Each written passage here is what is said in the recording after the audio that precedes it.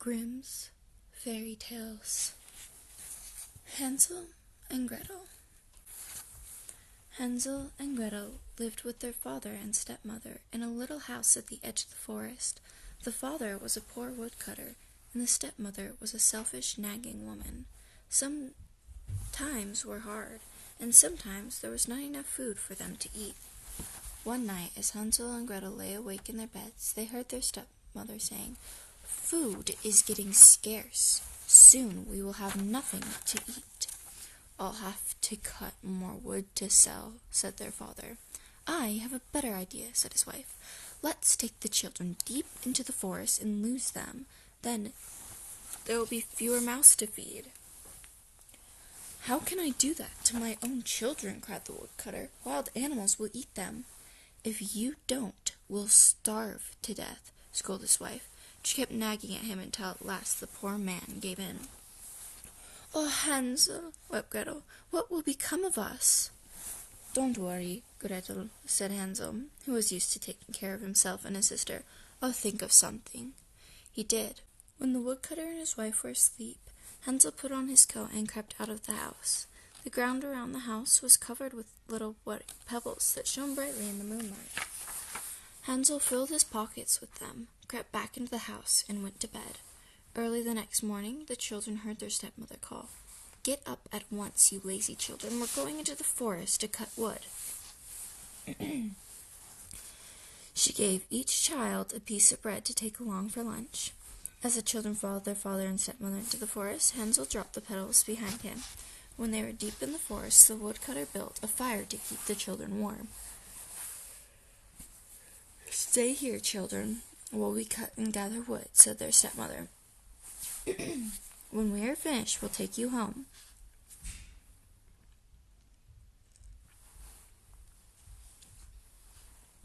All day Hansel and Gretel waited by the fire. At noon, when the sun was high in the sky, they ate their bread. But later, when it got dark and no one came back for them, Gretel began to cry. "We'll be all right when the moon comes up," Hansel told her, "for when the moon is high above the trees, we'll be able to see the white pebbles shining in the dark. They will lead us home." Sure enough, when the moon came up, the children were able to follow the trail of pebbles home. The woodcutter was happy to see his children safe, but his wife scolded them for falling asleep in the woods and not coming home. The woodcutter sold his wood, and the family had enough to eat for a while. Then times became worse than ever, and again there was little food in the house. Again the children heard their stepmother talking to their father. "We must take them deeper into the forest this time," she said, "so deep they'll never find their way out." Again the woodcutter tried to protest, but it was no use. And again Hansel waited for his parents to fall asleep. But this time, when he tried to leave the house to gather the shiny pebbles, he found the door was locked. Gretel wept. She was sure that there was no hope for them. But Hansel said, "Go to sleep, sister, and don't worry. I'll think of something tomorrow." Early the next morning, their stepmother got them out of bed and gave them each a piece of bread for lunch. As they followed their father through the forest, Hansel broke his bread into crumbs and dropped them to leave a trail. When they were deeper than ever in the forest, the woodcutter built a fire to keep the children warm while he and his wife went off to cut and gather wood. At noon, when the sun was high in the sky, Gretel shared her bread with Hansel, for he had used up his leaving the trail. The fire was so warm and the forest so quiet that the children fell asleep and did not wake up until it was very dark. They waited for the moon to rise and give them light. Then they set off looking for the trail of crumbs, but it was gone. The birds had eaten up all the crumbs. The two children walked all night and all the next day too, trying to find the way home. They picked berries and ate them, but they got hungrier by the minute. They walked all the next day too, deeper and deeper into the forest, getting hungrier and more tired all the time, but they could not find the way home. On the third day,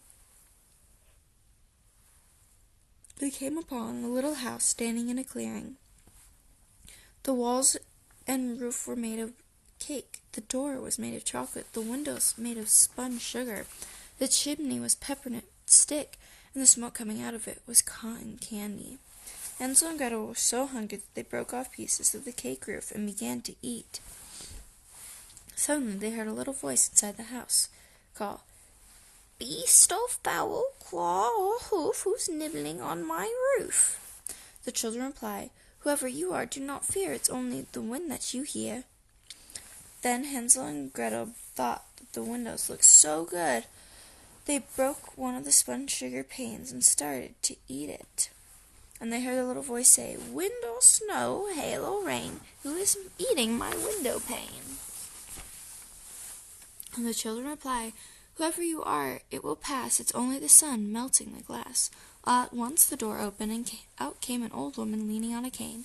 Now, children," she said in a high, cackling voice, "I can't have you eating up my house."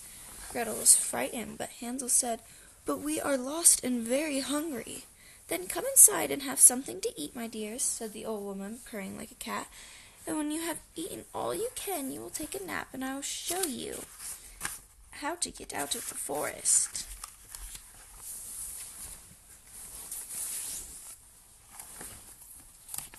She led them inside and up to a table set with stacks of golden brown pancakes, jugs of lovely honey brown syrup, mounds of rich yellow butter, and glasses of white creamy milk. When the children had eaten, the old woman led them to 2 little beds covered with clean white sheets and soft warm blankets. Hansel and Gretel were so tired from walking and so filled with pancakes they lay down and went right to sleep. While they slept, the old woman went to work. Although she seemed to be so kind and thoughtful, the old woman was really a wicked witch who used her cake and candy house to trap children. Once she had them inside, she would fatten them up with all sorts of delicious foods. Then, when they were fat enough to suit her, she would kill them and eat them. When Hansel awoke, he found himself locked inside a wooden cage in the witch's kitchen. When Gretel awoke, the witch made her fetch wood for the fire.